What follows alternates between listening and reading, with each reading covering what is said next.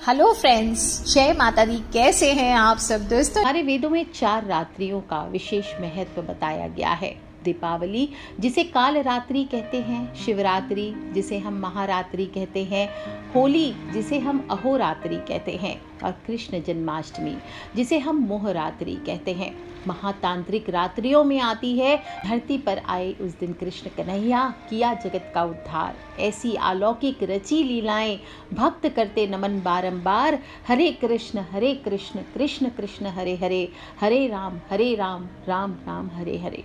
दोस्तों, सावन मास की पूर्णिमा के बाद 8वें दिन मनाई जाती है कृष्ण जन्माष्टमी।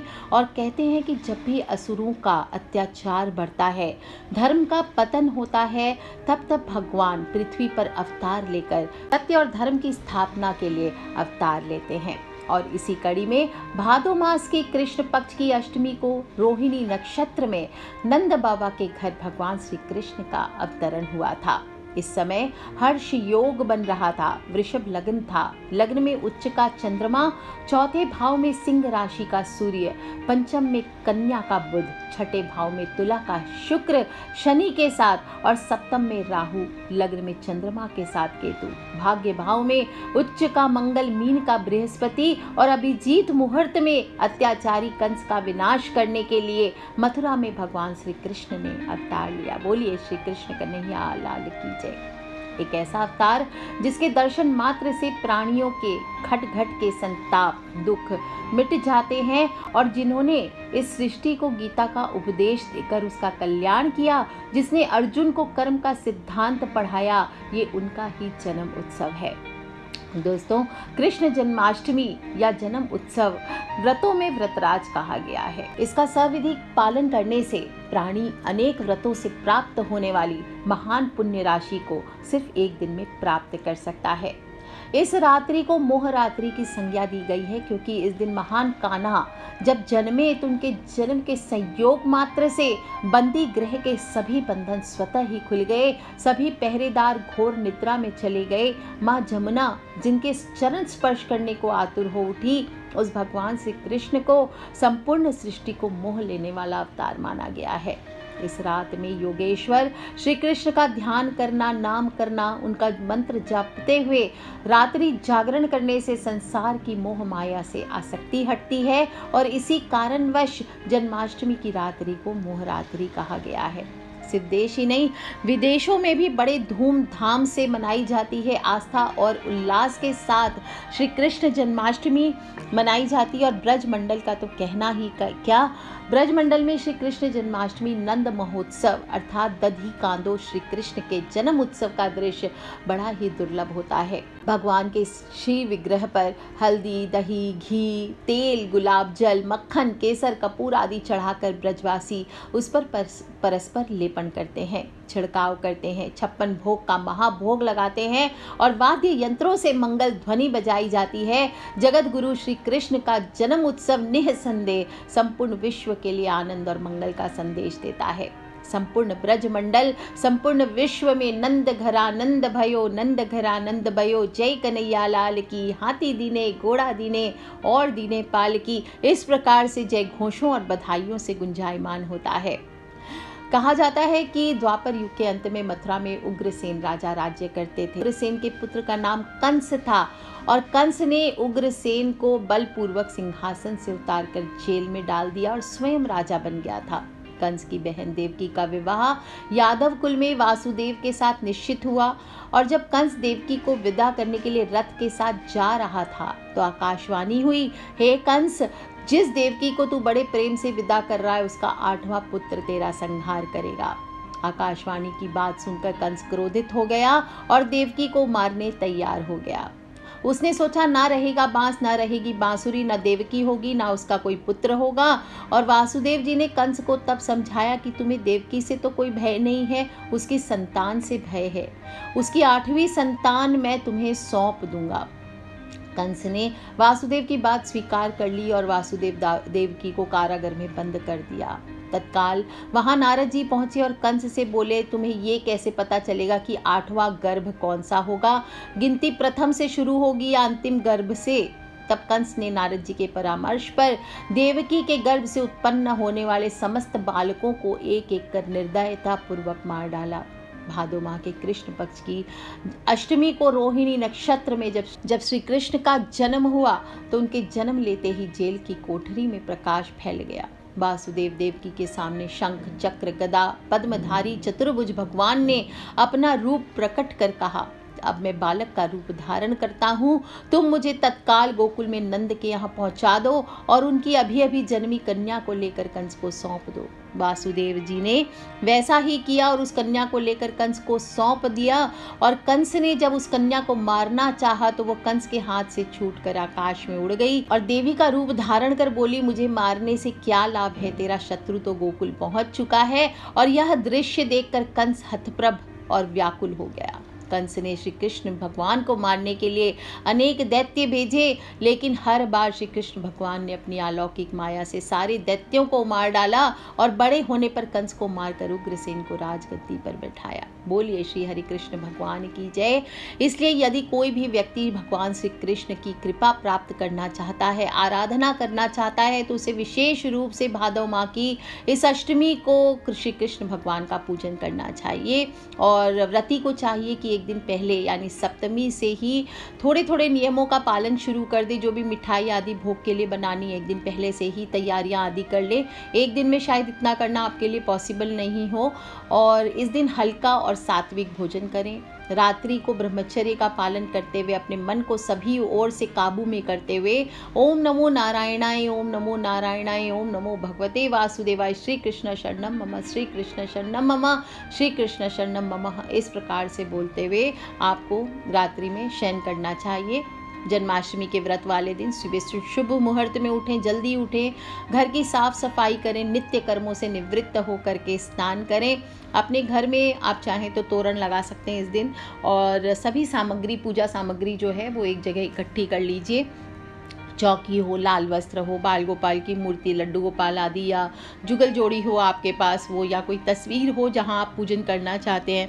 गंगा जल रख लीजिए, मिट्टी का दीपक, घी रुई की बाती, धूप, चंदन, रोली, अक्षत, तुलसी, पंचामृत का सामान रख लीजिए रात्रि में स्नान कराने के लिए।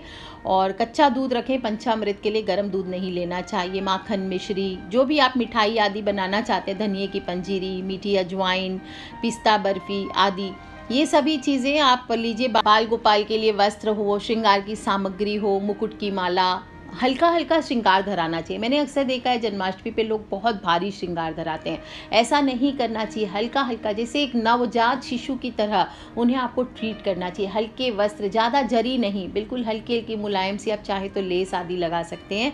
इस प्रकार से आपको करना चाहिए। खूब भारी भारी जरी, गोटा, एक जन्मे हुए, तुरंत जन्मे हुए बच्चे को चुभते हैं ये चीज़ें। तो लड्डू गोपाल की, जो लोग भी लड्डू गोपाल की सेवा करते हैं उनको ध्यान रखना चाहिए। लड्डू गोपाल के लिए ठीक है, आप दिन भर श्रृंगार कीजिए भारी वस्त्रों से, लेकिन रात में जब 12 बजे आप उनको स्नान करा के जो वस्त्र पहनाएंगे बिल्कुल हल्के सफ़ेद कलर के। हम लोग तो बचपन से जो भगवान को पहनाते हैं उसमें डिज़ाइन बनाते थे, थोड़े से कुमकुम से या केसर घोल लेते थे।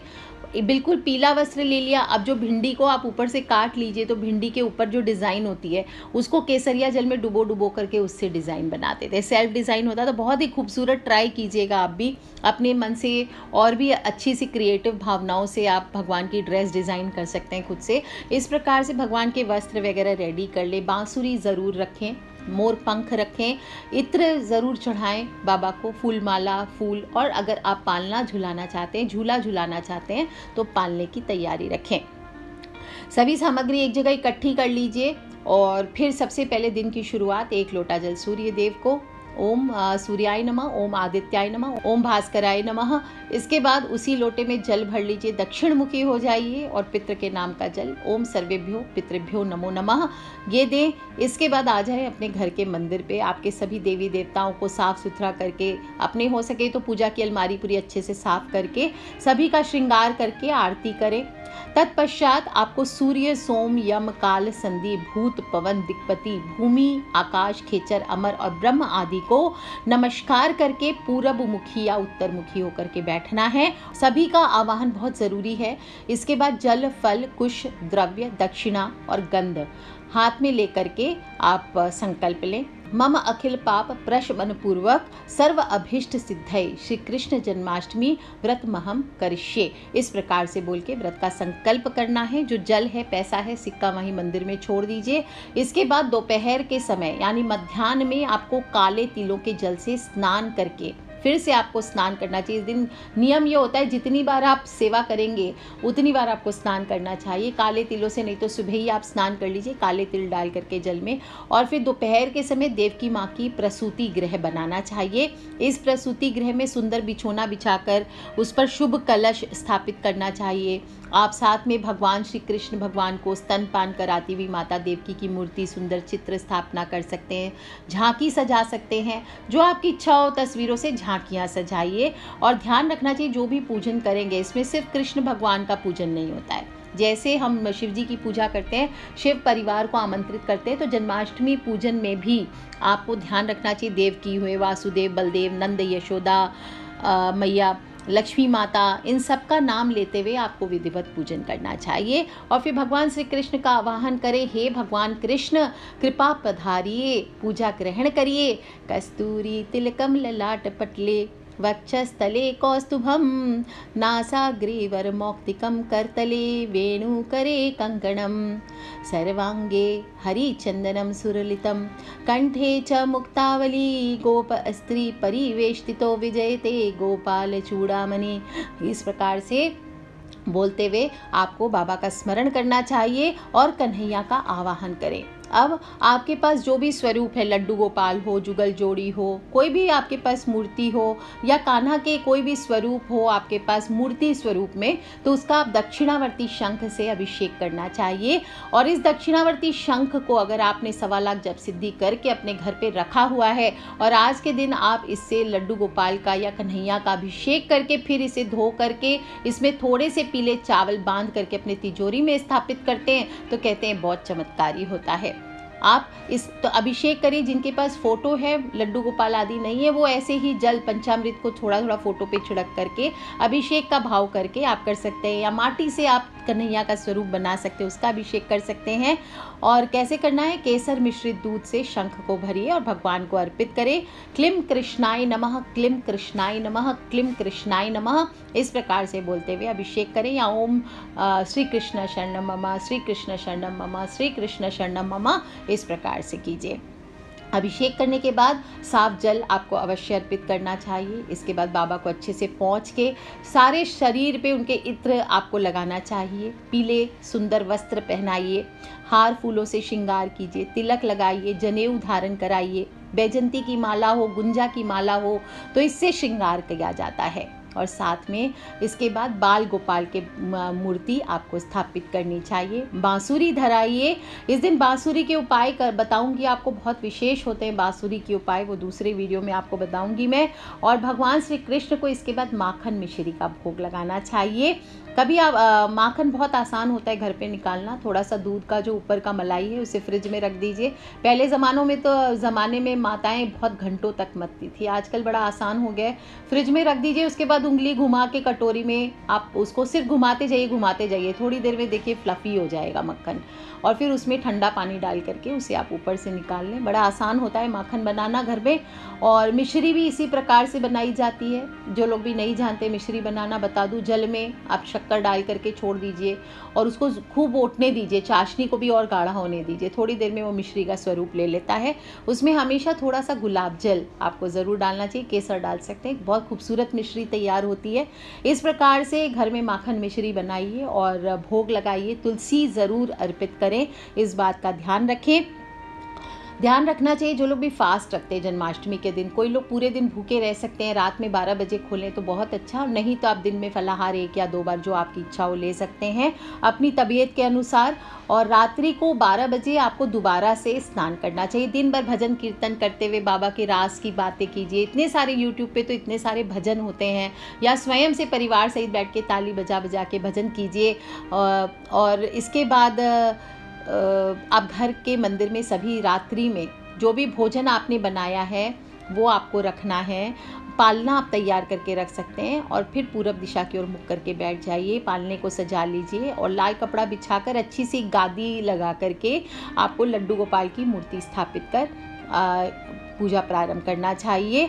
और ध्यान रखें, इस दिन एक चीज़ बहुत ज़रूरी है, जब रात्रि में आप जन्म करा रहे हैं बाबा का, तो आपको खीरा अवश्य रखना है। हर चीज़ विधि विधान से कर रहे हैं तो खीरे के बिना आपकी पूजा अधूरी रह जाएगी। कहते हैं कि जन्माष्टमी पर जो भी मनुष्य श्री कृष्ण भगवान को खीरा चढ़ाता है, नंदलाल खीरे से बहुत प्रसन्न होते हैं, सारे संकट हटते हैं। और ध्यान रखना चाहिए कि जब आप आरती करेंगे तो कहा जाता है कि जैसे माँ की कोख से बच्चे के जन्म के बाद माँ से अलग करने के लिए गर्भनाल को काटा जाता है, इसी तरह से खीरे और उससे जुड़े डंठल को गर्भनाल माना जाता है। कृष्ण को माँ देवकी से अलग करने के लिए काटे जाने का प्रतीक है और इस खीरे को काटने की क्रिया को नाल छेदन कहते हैं। तो जब भी आप रात्रि में 12 बजे या अर्धरात्रि के समय आप जब जन्म कराएंगे, तब क्या होगा, शंख और घंटों के निनाद से श्री कृष्ण जन्म उत्सव मनाना चाहिए। जैसे ही 12 बजे भगवान श्री कृष्ण का जन्म हो, उसके तुरंत बाद आपको पहले एक सिक्के की मदद से खीरा और डंठल को बीच में से काट देना चाहिए। इसके बाद शंख बजाएं, जोर जोर से थाल पीट करके, नंद घर आनंद भयो, जैसे पुत्र होता है ना घर पे, तो बेलन से थाल पीटा जाता है, घर में गोल गोल घूम करके चारों तरफ से नंद घर आनंद भयो, जय कन्हैया लाल की, हाथी दीने घोड़ा दीने और दीने पाल की, इस प्रकार से बधाई गानी चाहिए। और फिर बाबा को स्नान करवा करके हल्के सूती वस्त्र लाला को धारण कराइए। भोग में धनिये की पंजीरी, कुट्टू के आटे की पूड़ियाँ, आलू का हलवा, अजवाइन, जो भी आपने बर्फी आदि बीजों की बनाई है वो सभी, पिस्ता की बर्फी आदि, वो भोग लगाइए। दोस्तों, भगवान श्री कृष्ण को माखन मिश्री बहुत पसंद है और कहा जाता है कि रात में कान्हा ने नंदगांव की कन्याओं को सपना दिया था कि मुझे माखन चाहिए। सुबह सुबह लोगों को पता चला कि नंद के घर आनंद भयो है, कान्हा ने जन्म लियो है, तो बधाई देने के लिए महिलाएं अपने साथ माखन लेकर के आई थी। तो नंद महाराज ने पूछा कि माखन क्यों लेकर के आई हो? तो महिलाओं ने कहा कि आपके लल्ला ने रात में सपने में हमसे माखन मांगा है। कान्हा का माखन प्रेम जग प्रसिद्ध है, इसलिए सभी लोग माखन मिश्री तो कम से कम इस दिन भोग लगाएं। और दूसरा है, थोड़े से दही बना करके जन्माष्टमी पूजा में कान्हा को मिट्टी के बर्तन में दही बना करके भेंट करना चाहिए। कहते हैं कि पूजा के दौरान अगर दही में दरार आ जाए तो कान्हा की उपस्थिति का संकेत होता है और इसीलिए जन्माष्टमी की पूजा में विशेष रूप से लोग साबुत खीरा और हाथों से बनाया दही रखते हैं। अपनी अपनी श्रद्धा और विश्वास है। दोस्तों, इस व्रत में अनाज का उपयोग नहीं करना है। कुट्टू के आटे की चीज़ें, आप सिंघाड़े के आटे की चीज़ें बना सकते हैं, बर्फ़ी, मावे की बर्फ़ी बना सकते हैं, हलवा आदि बना सकते हैं इन चीज़ों का, सिंघाड़े के, कुट्टू के आटे आदि से। और इस प्रकार से करके रात्रि में आरती करने के बाद सभी लोग क्षमा याचना करें।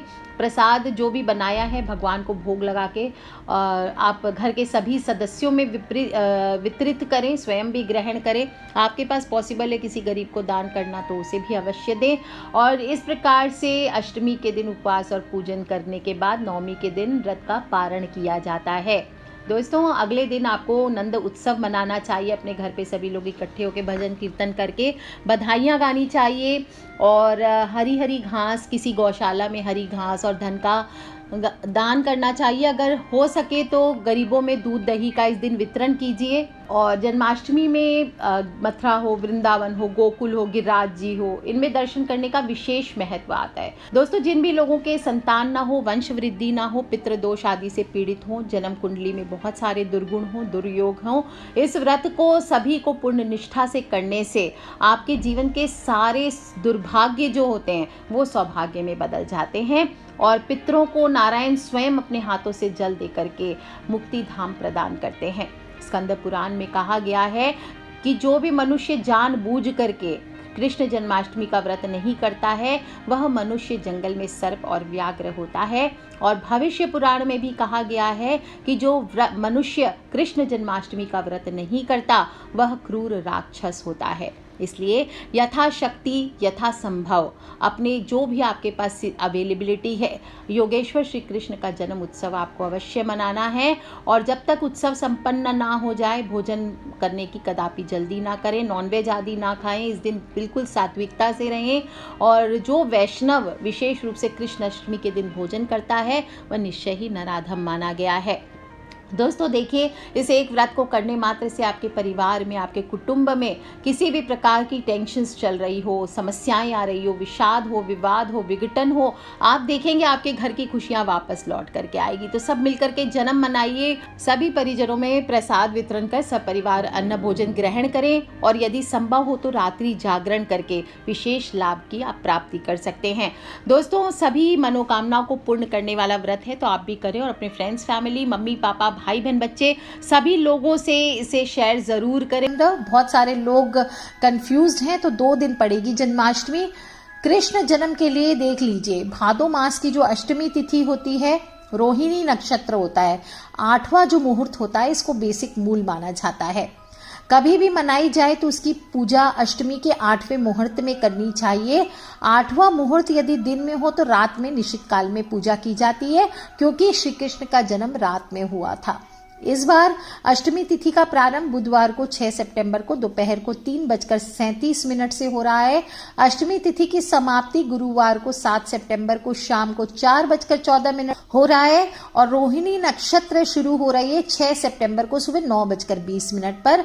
रोहिणी नक्षत्र की समाप्ति सितंबर 7 को सुबह 10:25 पर हो रही है। अब जो स्मार्ट हैं वो कहते हैं कि तिथि प्रारंभ और अंत को देखें तो 6 सितंबर की रात को 12 बजे कृष्ण अष्टमी लोग मनाना चाहते हैं, क्योंकि श्री कृष्ण भगवान का जन्म रात में हुआ था। परंपरा से जैसे 7 लोग कहते हैं ना, डेट चेंज हो गई, डेट चेंज के हिसाब से 7 तारीख की रात्रि आ जाएगी। तो परंपरा से लोग जो 12 बजे बर्थडे मनाना चाहते हैं वो 12 बजे रोहिणी नक्षत्र रहेगा, मना सकते हैं। लेकिन श्री कृष्ण का जन्म नियम से देखा जाए तो अष्टमी के 8वें मुहूर्त में हुआ था, इसलिए 7 सितंबर को हम मनाएंगे जब 8वां मुहूर्त होगा और तभी सर्वथा जन्माष्टमी मनाना उचित है। इसका अर्थ है कि रात्रि के 12 जब बजेंगे तो अंग्रेजी कैलेंडर के मान से लोग 7 सितंबर की प्रारंभ हो जाएगी। अर्थ है यानी गृहस्थ जीवन वाले वो 6 सितंबर को और वैष्णव संप्रदाय वाले 7 सितंबर को मनाएंगे। स्मार्ट संप्रदाय के लिए निशिता पूजा जो होगी वो 6 सितंबर को रात में 12:02 AM से 12:48 AM तक होगी, यानी 7 तारीख आ जाएगी उस दिन। और पारण जो लोग करेंगे वो 7 सितंबर को शाम को 4:14 के बाद करेंगे। जो वैष्णव संप्रदाय वाले हैं वो श्री कृष्ण भगवान का जन्म उत्सव 7 सितंबर को मनाएंगे। निशिता पूजा का समय 7 सितंबर की रात्रि को यानी 8 सितंबर लग जाएगा। 12:02 से लेकर 12:48 तक कर सकते हैं। जो लोग पारण करेंगे वो सितंबर 8 को सुबह 6:11 के बाद पारण कर सकते हैं। यानी सभी मतों से नियम अनुसार जन्माष्टमी जो मुझसे अगर कोई पूछे तो सर्वश्रेष्ठ 7 सितंबर को मनाना उचित माल होता है। आज के लिए इतना ही दोस्तों। जन्माष्टमी की आप सभी को हार्दिक हार्दिक शुभकामनाएं। कन्हैया घर आने वाले हैं तो कर लीजिए जोर शोर से तैयारियां और फिर सब मिल करके गाएंगे आल की पालकी जय कन्हैया लाल की, हाथी दीने घोड़ा दीने और दीने पालकी जय कन्हैया लाल की। बोलिए हर हर महादेव शंभो। आज के लिए इतना ही दोस्तों। छोटे छोटे उपाय बताती रह रही हूँ, अकेले नहीं करना है, अपने फ्रेंड्स, फैमिली, मम्मी पापा, भाई बहन, बच्चे सभी लोगों से छोटी छोटी बातों को शेयर करते रहा करें, क्योंकि हमें नहीं पता होता है कब कौन सी उपाय कब किसकी लाइफ बदल दे। So love you all friends, take care. जय माता दी, बम बम भोलेनाथ की। बोलिए हर हर महादेव शंभो। जयकारा शेरावाली बोल सांचे दरबार की जय। कन्हैया लाल की, नंद के आनंद भयो